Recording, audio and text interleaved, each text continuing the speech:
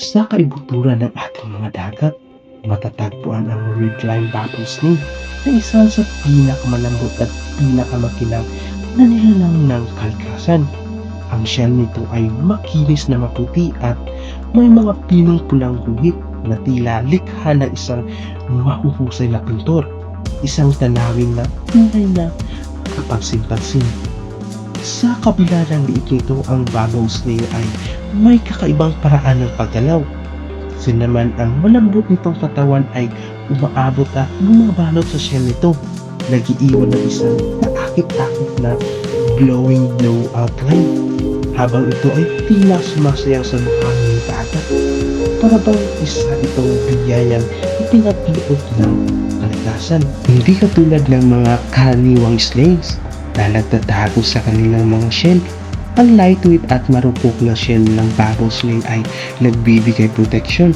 Ngunit hindi ito dinisenyo katulad ng mga matitigas na shell para sa mas matibay at ligtas na pagtatago.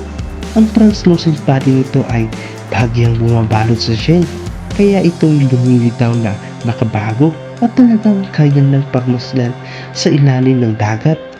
Ayon sa mga siyentipiko, ang natatanging adaptasyon na ito ay nagbibigay sa kanila ng kalayaan sa paggalaw habang mayroon pa rin proteksyon laban sa mga mandaragit o predators. Bilang highly sensitive na mga nilalang, ang mga redline baboon snail ay tunay na tagapagpahiwatig ng kalusugan ng ating mga marine ecosystem. Ang kanilang pagkakaroon ay simbolo ng malinaw at malusog na katubigan. Habang pinagmamasdan, ang isang redline baboon snail na sumasabay sa agos ng dalampasigan, ito ay paalala sa atin ng kahalagahan ng pangangalaga sa ating mga karagatan. Kaya naman mga ka-info, panatilihin natin ang kaalaman at pagmamalasakit sa mga nilalang ito para sa higit pang impormasyon tungkol sa ganitong yaman ng kalikasan. Mag-subscribe at sumabay sa ating paglalakbay sa ganda ng ating mundo. Hanggang sa susunod, at ito ang information.